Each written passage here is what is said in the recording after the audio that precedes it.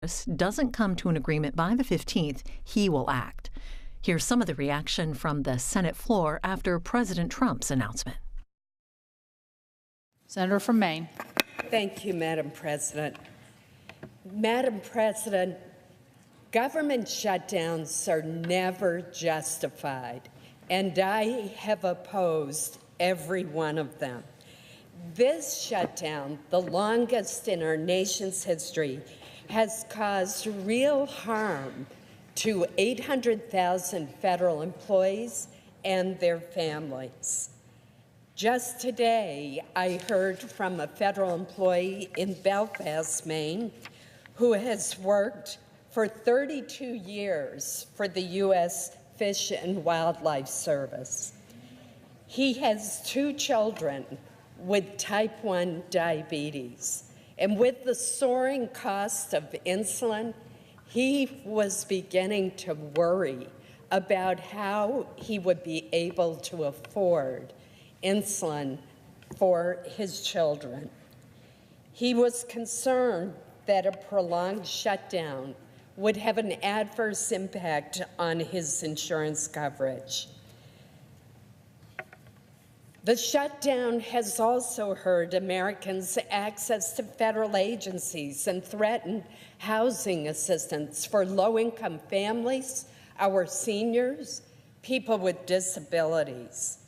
It's harmed small businesses that have contracts with federal agencies for certain services, and yet were not getting paid, and thus their employees were at risk of being laid off.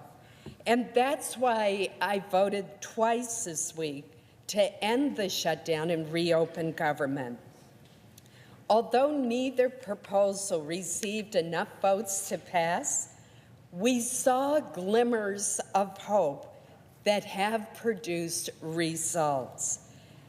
I would note that after the failed votes, a bipartisan group of 16 senators came to the floor, and each one of us indicated a willingness to compromise. And today, I am pleased that there is real progress.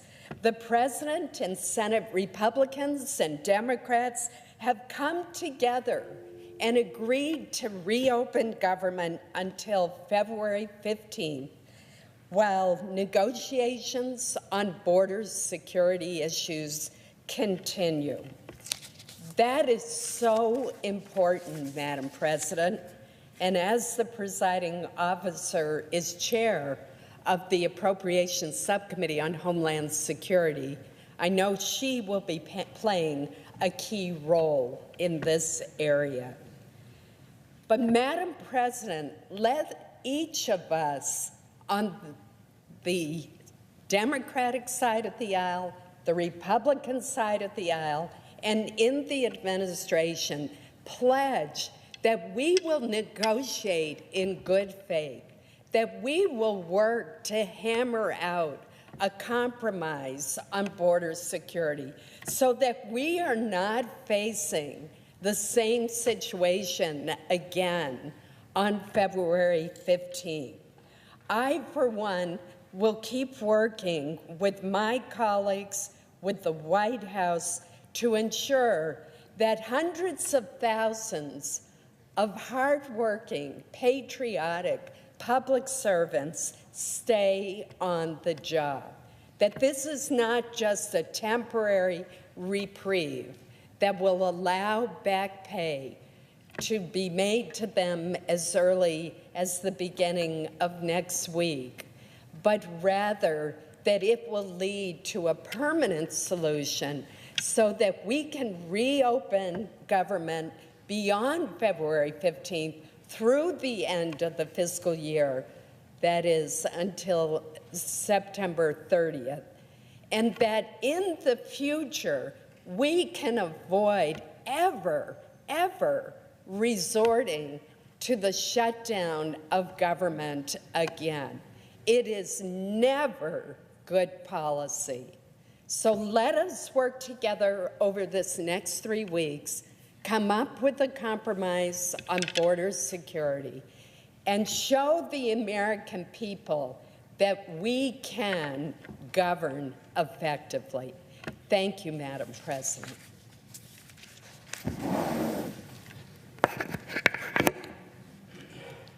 Madam President. Senator from Vermont. Thank you.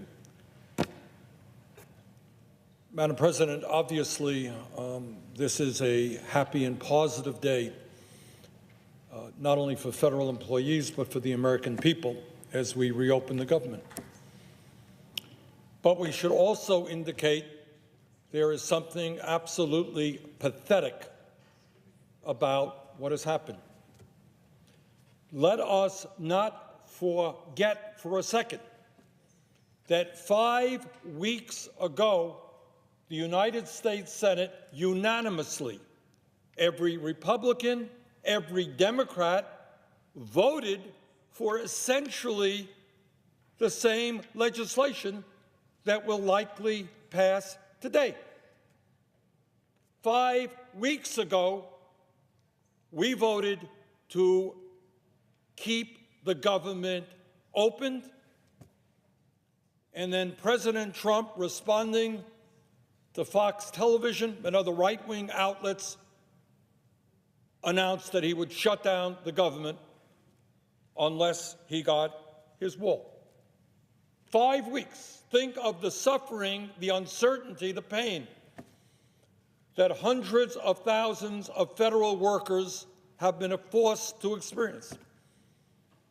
Workers who have worried about whether they will be able to pay their mortgages, whether they're going to be able to feed their kids, whether they will be able to go to the doctor when they get sick, worried about what kind of damage has been done to their credit ratings. That is a result of Trump's shutdown. And, Madam President, if my ears heard correctly, and I think they did, Trump even today, just a few minutes ago, announced that he is prepared to shut down the government again unless he gets his way. And I think the time is long overdue for the American people to tell this president he is not a dictator, he is not a king, he is not the despotic ruler of Saudi Arabia, he is not his authoritarian friend, Vladimir Putin of Russia.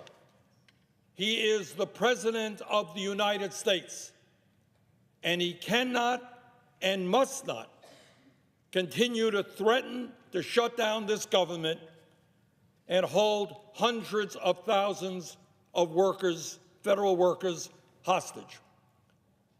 And, Mr. President, while I am delighted that the government is going to be reopened and delighted that federal employees will get their back pay, I remain concerned by the over 1 million contract employees, often folks who work for low wages, who not only have lost pay, but at this point at least are not protected by any legislation to make sure that they get their back pay. And that, Mr. President, is something that I hope we can address.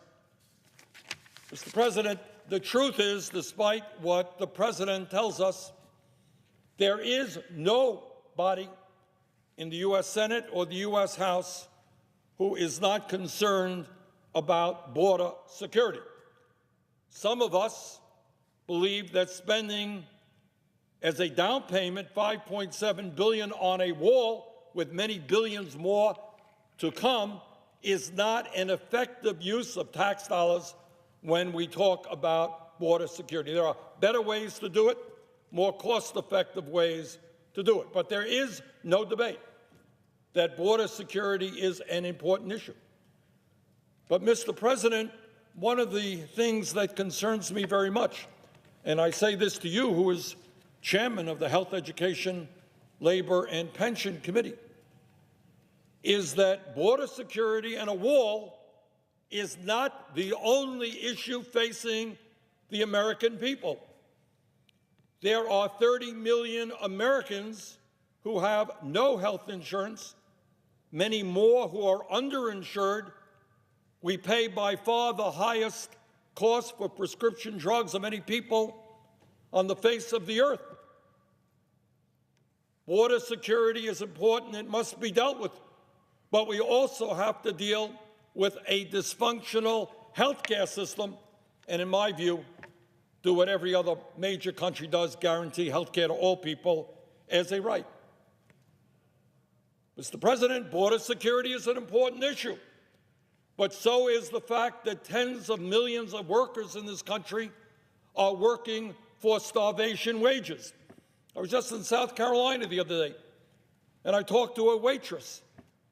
She receives $2.25 pay plus tips. Millions of workers in this country are working for starvation wages of $8 or $9 or $10 an hour. We have got to raise the minimum wage to a living wage, and I'm proud that in the House, I expect they will pass a minimum wage bill of $15 an hour. And, Mr. Chairman, when that bill comes to the Senate, I hope we can do the same. Mr. President, border security is an important issue, but so is the fact that the scientific community tells us that we have a very short window of opportunity to address the global crisis of climate change. What the scientists have told us is that if we do not boldly reduce carbon emissions over the next 12 years by transforming our energy system away from fossil fuel to energy efficiency and sustainable energy, this country, and in fact countries all over the world, will suffer irreparable damage from climate change. We have got to address the crisis of climate change. Border security is important. We have to deal with it. But we also have to deal with climate change. We have to deal with a broken criminal justice system, which today creates a situation where in America we have more people in jail than any other country on earth. And obviously, if we have learned anything in recent weeks, we have got to deal with an immigration system which everybody acknowledges does not work. And we have got to pass comprehensive immigration reform. So, Mr. President, my point is that I hope very much we will not continue to be held hostage by this president who once again, just an hour ago, has threatened another government shutdown in 3 weeks if he doesn't get his way. And I hope very much there will be serious discussions on border security, a very important issue. But President Trump, stop holding the American people hostage. Stop threatening to shut down the government. Stop telling hundreds of thousands of federal employees that they have got to come to work while they don't get paid. Stop denying or threatening to deny the American people access to the vital services that they need. So, Mr. President, today is a good day in the sense that I hope and expect that the government will be reopened.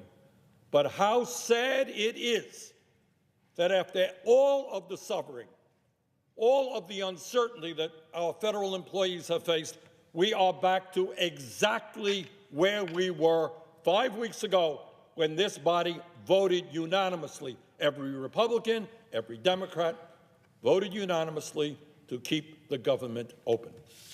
Thank you, Mr. President. The senator from Alaska. Mr. President, I think it is good that we are standing here on the Senate floor and acknowledging that with the news that the President has just announced that the government will reopen as early as today, that those good, dedicated, hardworking federal employees that have either been furloughed or who have been working without pay for now 35 days will be able to get back to work, will be able to receive that just compensation for their work. This is important news. This is good news. This is long-awaited news. In fairness, Mr. President, this never should have happened.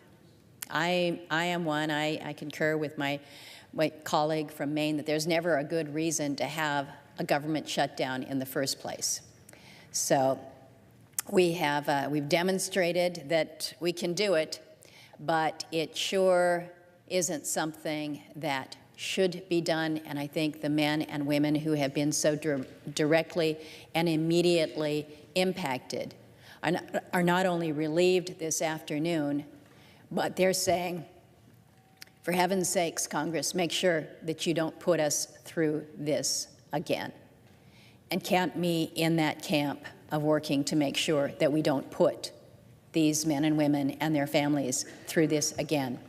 I've been holding Skype sessions with the spouses of our active Coast Guard in Alaska. And last evening, I had an opportunity to connect with the spouses from Sitka. And it is absolutely gut-wrenching to hear a young wife who has an 18-month-old, she's got a baby who's now less than a year old. Her husband has been out at sea for 5 months. He's just come home, and she relays the conversation of the two of them crying in bed as they're discussing whether or not she should leave Sitka to go back and live with either his parents or her parents with their baby because they cannot afford to stay in the Coast Guard community that they are in. I'm scheduled to have yet another Skype session with the spouses of our Coast Guard men and women from Cordova and Petersburg in just 40 minutes from now. I think it's going to be a much better conversation with them than with the spouses from Sitka yesterday, because we'll be able to share the good news. But it was interesting, as I have visited with them, heard their very direct stories. They're pretty selfless. They're pretty selfless in saying, as hard as this is on us, and as much as we want to be paid, we want to make sure that others who serve as public servants are federal employees, whether they are air traffic controllers, whether they are FAA, whether they are TSA, whether they are NOAA, whether they are NIMS, that they too will get paid, because they too are our friends and our neighbors, and they too are hurting. And so, again, making sure that we are doing right by all those who serve our country, who serve all of us through the good work that they do through the agencies. This has been a harsh and a difficult time. And it has been particularly painful for me, coming from a state where we are feeling the direct impacts of this partial shutdown, perhaps more so than any other state out there. I'm told that per capita, there are more federal employees in Alaska who are directly impacted by this partial shutdown than any other state. So I hear the urgency. And it's not just from our Coast Guard men and women. Again, it's so many agencies who have a presence.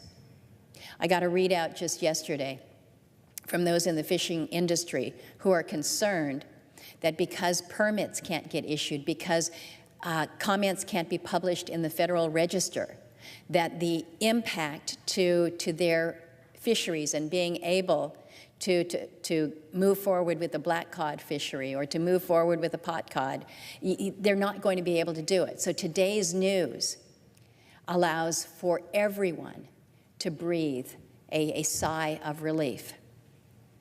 But I don't want them, whether they're a fisherman or whether they're that Coast Guard wife, I don't want them thinking, am I only going to be able to breathe now for 3 weeks?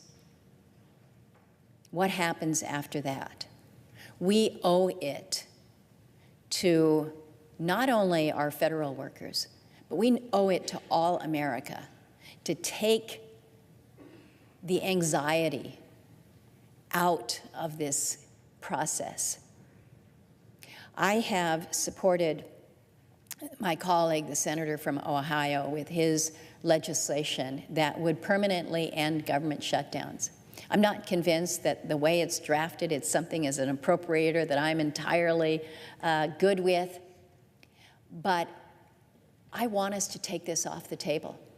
In fact, I believe it's the presiding officer that used the terminology that a shutdown is like the chemical warfare agent when it comes to political weapons. At the end of the day, Mr. President, these are people's lives that we're dealing with. These are people's lives that we are messing with when we say we're going to shut the government down for this period of time while we try to advance priorities.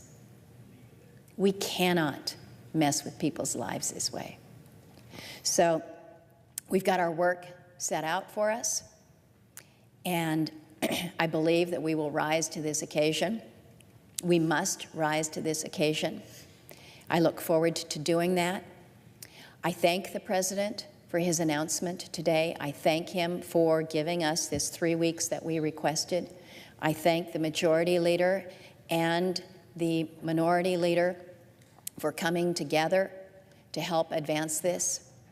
It's going to take all of us. It's going to take the President. It's going to take our leadership. It's going to take all of us working together.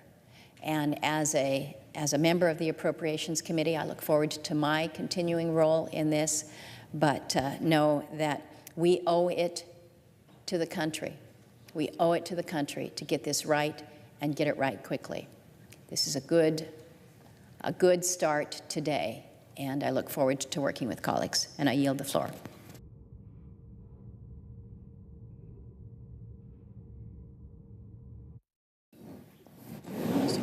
Mr. President. The senator from West Virginia. Thank you, Mr. President. I was just listening and paying close attention to my colleague from Alaska describing the uselessness, the misery march of a government shutdown, particularly one that's lasted longer than anyone in the history, anyone that has occurred over the history of this country. I couldn't agree more with and associate myself with her comments. Having had many conversations, as many of us have, with our TSA agents, our Coast Guard, and yes, West Virginia has a Coast Guard presence. I would like to emphasize that. And others, our prison guards, who are really have had just foisted upon them, through no fault of their own, really some very difficult decisions and some sleepless nights, I'm sure.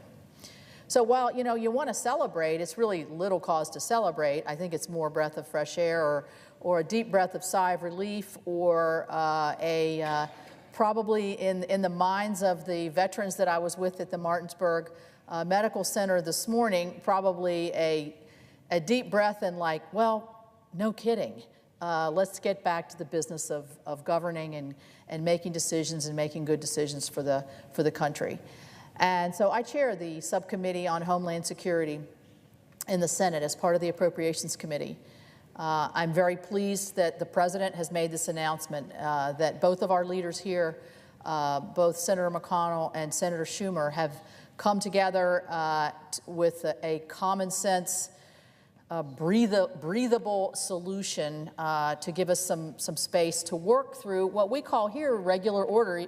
For those people listening that don't really understand what that is, that's what we should be doing every day, where I sit down as the chair of the committee with Senator Tester from Montana, who's the ranking member of the committee, and other members of the committee, and we work things out. I want this, he wants this. Well, you know, maybe you pick in the middle, or maybe I'll give you this if you give me that. And so I look forward with the bold leadership of Senator Shelby and Senator Leahy as chair and ranking member on the full committee, and the leadership certainly of our leaders with the president to working out a good solution here. I firmly believe that border security is important. That is reflected in the bill that we passed out of our subcommittee that the chair voted on and the senator from Tennessee both voted on in the full committee. We had 10 Democrats that voted for that bill, which had border security, a pedestrian fence or a wall. It had technology. It had a polar security cutter for our Coast Guard, which is something very important to Alaska and to us, the Arctic, and to us as Americans for our safety. Has a lot of very reflective priorities in there for the rest of the country. So we can't lose sight that Homeland Security is more about one structure or one placement of a structure. It's about a full-out array of ways of looking at protecting our country internally, in our transportation sector, in our energy sectors, and others. So while it sounds like a steep mountain, I embrace this. I embrace the ability to play a role to find a reasonable solution that we've been granted until February the 15th to work this out. And so with that, Madam President, I'm rolling up my sleeves. I'm getting ready to go to work with many, many others here in this body and across the way and at the White House. And to the American people, I agree, shutdowns are useless, they're painful, nobody wins. The big discussion was, who's winning here? Well, it's pretty clear the American people aren't winning, and in the end, I don't think anybody wins. So with that, I would yield my time and look forward to getting to work and finding the right solution. Thank you. The senator from Tennessee. Madam President, I'm glad the senator from West Virginia is on the floor, because if someone were to ask, where do we go from here, her work is the best example of that. Let's stop and think about this just a minute. The issue is whether we should include in a plan for border security some physical barrier. That's the issue. How do you resolve that issue? That's what we do. I remember I went to see Johnny Cash when I was governor of Tennessee, and I didn't know quite what to say to him. So I said, how many nights are you on the road? And he said, oh, about 200. And I said, why do you do that? And he looked at me and said, that's what I do. Well, this is what we do. I mean, our job is not to take a position or to make a speech. We could do that at home. We could get a radio program or a television show. No one might watch it, but we could get one. It takes very little courage and very little skill to take a position or make a speech. But what the senator from West Virginia has shown that she's able to do is to take issues of border security and do what we're supposed to do, which is to put different views together and get a result. Now, this wasn't that long ago, what she just described. It was last summer that the full Appropriations Committee of the United States Senate, which is about a third of all of us, almost equally divided Republicans and Democrats, considered President Trump's budget request for border security. It included a request that included physical barriers, a wall. And what was the result? If I've got my numbers right, I believe the committee recommended about $5.7 billion for border security, including $1.6 billion for a physical barrier, which is a wall. Okay, at least 10 Democrats voted for that. You didn't read about that in the afternoon news as a big problem, because we considered what a comprehensive border security plan would be for our southern border under the leadership of the senator from West Virginia. And she responded to the president's request. He is, after all, the president. I've read the Constitution. He does have to sign the bill for it to become a law. So we respected the president's request, considered it, and voted for it. And that's where we were on the Senate floor as late as last summer. Now, then the president came along more recently and said, we have a crisis on the southern border. We need more money for border security. And part of that money ought to include physical barriers. That should surprise no one. The last 4 presidents have said the same thing. President Obama, President Clinton, President George W. Bush, President George H.W. Bush. We think they were pretty effective presidents. They all asked for money to build physical barriers on the southern border of the United States. It's 1,954 miles long. Under those 4 presidents who came before President Trump, those presidents asked for, and Congress approved, Democrats and Republicans, 654 miles of wall along the southern border. So, Madam President, this issue has gotten blown way out of proportion. As the President just said a few moments ago, he's not asking for a wall from sea to shining sea. And what this Congress has shown under 4 presidents of the United States, and more recently under the leadership of the senator from West Virginia, is that we can take a president's request, either a Republican president or a Democrat president, in the case of Clinton and Obama, we can take their requests for border security and come up with a comprehensive recommendation that attracts the bipartisan support of United States senators and make it a law. And that's what we should do in the next 3 weeks. Boy Scouts shouldn't get a merit badge for telling the truth, and United States senators and presidents shouldn't get a merit badge for keeping the government open. That's what we are supposed to do. But it is good that it is opened, and it's important for the people to know that we know what to do with it. We know what to do with it because we do it all the time. There are 2 things wrong with the last few weeks. One is that the government was shut down. And as the senator from Alaska said, as the senator from West Virginia said, as I've heard almost every senator say on both sides of the aisle, we should never, ever shut down the government. Shutting down the government should be as off limits in budget negotiations as chemical warfare is in real warfare. I should not be able to say to the senator from Alaska, if I don't get my way, I'm going to shut the government down. Whether it's on Planned Parenthood, or military spending, or road in Alaska, or a road in Tennessee, or a coal mine in West Virginia, we have our strong opinions, but we don't say, we're going to take our football and go home. We're going to say, we were elected to make the government work for taxpayers, not to shut it down. And we know how to do that.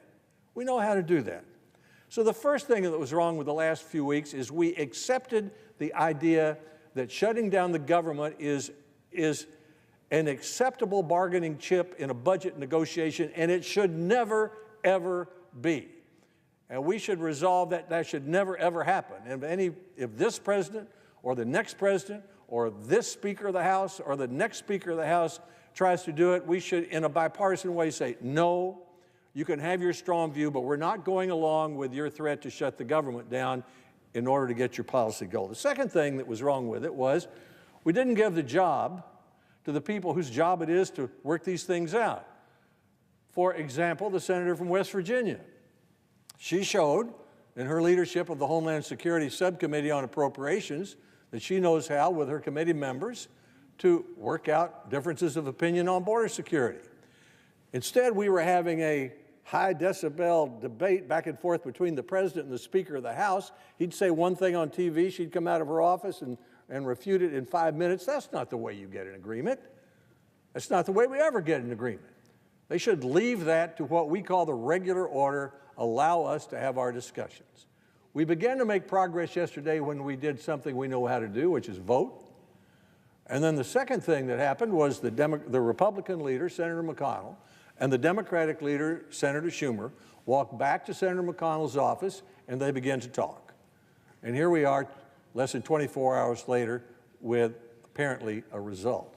I commend Senator McConnell and I commend Senator Schumer for taking this issue, going back in the room and talking about it, and getting the Senate back in the business of doing what it's supposed to do. I see other senators on the floor, and I want them to have a chance to speak, and I thank the senator from Alaska who has kindly presided when I was supposed to be, so I would be allowed to speak. But I'm glad the president did today what he said he would do. The government should be open, and we should be solving the problem. As I said, Boy Scouts and Girl Scouts should not get merit badges for telling the truth, and senators and presidents shouldn't get it for keeping the government open. But it is good that it's open. And now there's a chance for us to work together. The senator from Virginia has been one of the leaders in the last few days, along with the senator from Alaska and West Virginia, saying, let's open the government, let's go to work, let's take the proposal for comprehensive border security and make a result. It's not that unusual for the president, any president, in the middle of a year to say, we have an unusual need, the country needs more money. It might be a disaster, it might be a hurricane, it might be a flood, might be a war, might be a crisis on the southern border. And let's not get hung up on this wall talk. Let's remember that the previous 4 presidents asked for, and we approved the building of 654 miles along the 1,954-mile southern border of the United States. That's Democrats and Republicans over 20 years.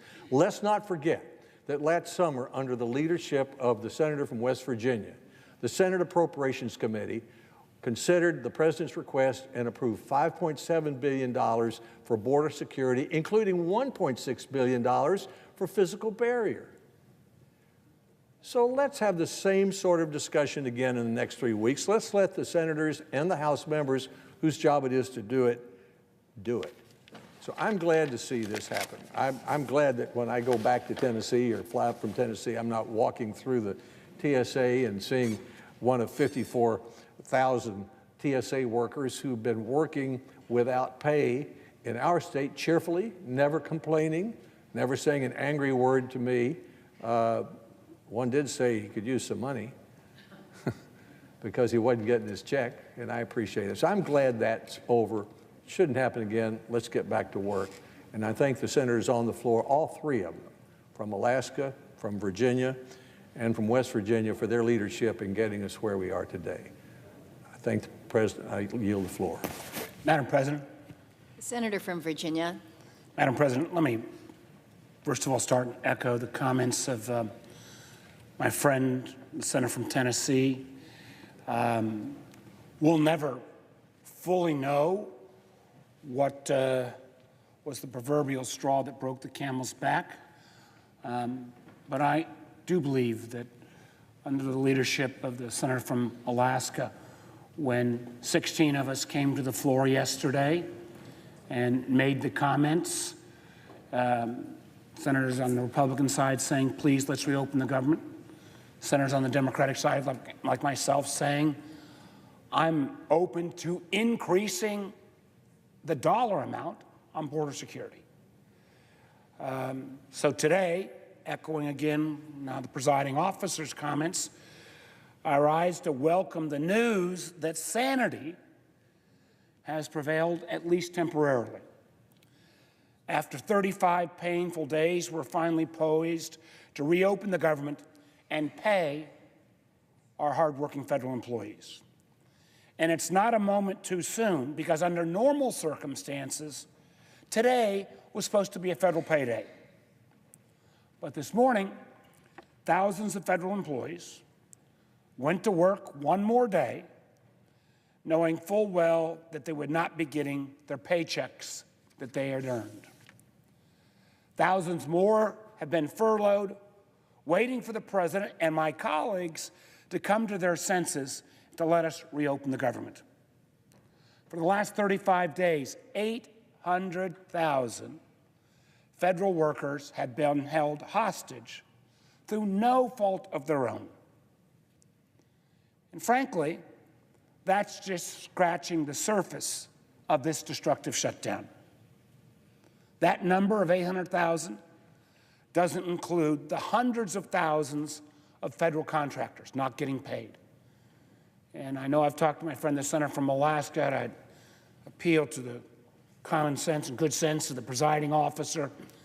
We have some legislation, may not be perfect, but would look at trying to make at least partially whole those low-paid federal contractors, folks under $50,000, who, if we don't find a way to take care of them, will come out of this more than 1 month of their annual salary with nothing at all to show for. We also know, and the Senator from Alaska raised this issue with me, even if we were to move towards low-price contractors, low-salary contractors, that the solution that we announced today and hopefully will be signed later today really will do nothing to take care of the small businesses whose customers were furloughed or working without pay. Think about the senator from Alaska who had that powerful picture here on the floor of the brewery in Kodiak, Alaska. I copied her efforts and went to Port City Brewery in Alexandria, I believe it was yesterday, where not only were they down dramatically in terms of customers, but they had 5 new brews that they were trying to bring to market, none of those able to be approved. The truth is, the damage to those folks in the private sector is done, and I'm not sure there's much we can do to rectify. Candidly, there's no way we can undo the harm. Thinking about here locally, to the food truck owners, some who've had their food trucks repossessed, who sit outside the Smithsonian waiting for the tourists to come. Those losses are permanent. Or in my state, or in the presiding officer states, those restaurants or campgrounds that are outside the Great Smoky Mountains or outside the Shenandoah Valley. Matter of fact, there's no way as well that we're going to be able to make whole the contractor that told me he was closing his doors and laying off 72 workers because he just couldn't meet the payroll during the shutdown. Frankly, it's too late for the president or any of us to help those folks. The only thing we can do now is to end the shutdown, get the federal workers and contractors back to work, and try our darndest to make sure that this would never happen again. We also need to make sure that those folks get back pay. And again, I would especially urge that we take a hard look at making sure that those low-wage contractors who are suffering so badly right now get an opportunity to get their back pay as well. I'm co-sponsoring legislation sponsored by the senator from Minnesota, and I hope all my colleagues on both sides of the aisle would look at that legislation. We now finally have the opportunity, by reopening the government temporarily, to take a time out and give both parties the space to negotiate a compromise. We're clearly not there yet, but there is room for common ground. Over the weekend, the president proposed additional funding for screening vehicles and cargo coming across the border at points of entry. The DEA says this is how the majority of illegal drugs come into our country. It's something we can work on together. And if the White House wants to seriously discuss providing real long-term security for Dreamers and TPS recipients, let's have that conversation as well. I think we can do it, but it will take time. In the meantime, let's make sure the president signs today that legislation that will allow our federal employees and contractors to get back to work. Before I close, I want to take a moment for self-reflection at what's happened over the last 35 days. Because in many ways, we're right back where we were in December. Right back where we were, where this body nearly unanimously passed legislation that would have prevented this stupid crisis. For 35 days, this body has refused to fill its role as a part and co-equal branch of government. We can't let that happen again. I hope the White House will take some lessons from this crisis as well. They can start by realizing that no one wins a shutdown. If you shut down the government, the only thing we know for a fact is that the American people lose. I hope the president will also realize that you need to empower those around you to help make a deal. The Vice President came to the Senate with a deal in mid-December. I don't think he left Capitol Hill before the President basically took back the Vice President's deal. Senator Graham proposed almost exactly this deal that we came to 3 weeks ago. But unfortunately, again, the President cut off his good friend at that point. It's my hope that in coming weeks, we can have good faith negotiation where both sides have an opportunity to come out ahead. Imagine that, a win-win proposition here coming out of the halls of Congress. But to do that, we have to have enough of the stunts and the political tit for tat that we've seen over the past few weeks. And in a moment of optimism, if there's anything good that can come from this shutdown, let's make it the last time that a president or a Congress uses shutting down the government as a negotiating tactic. I've got legislation, and it took some hard work to come up with the acronym, but the legislation is called the Stop Stupidity Act. That will make sure that Congress and the White House are the only ones who suffer when the Congress and the White House can't come to a funding agreement. Now, maybe the particulars of that legislation can change, or maybe even responsible members like the presiding officer would think we don't need to put into law something called Stop the Stupidity Act. So I'm open to changing the name as well. But the final language in any deal that comes out 3 weeks from now should put strong provisions and strong penalties in place to prevent this tactic from being used by either party or any White House or Congress in the future. And in my mind, perhaps the best and easiest way to do that would be, and I know there's Republican legislation on this, that would continue to fund the government. And my idea would say the only place that would actually be the victims of a shutdown going forward would be the Congress and our staff and the White House and its staff. Because more than a little bit of common sense tells me that we wouldn't be here 35 days into this shutdown if all our staffs were experiencing the same kind of shortfall and economic distress that 800,000 of our fellow federal workers experienced. Truth is, our federal workers need to get that paycheck. The truth is, our country can't afford another self-inflicted disaster. So let's go ahead and get that CR passed. Let's go ahead and sit down and negotiate in good faith on border security. And most importantly, let's make sure we're never back in this circumstance again. With that, Mr. President, I yield the floor and note the absence of a quorum. Clerk will call the roll. The Senator from Vermont. I ask consent the call of the quorum be dispensed with.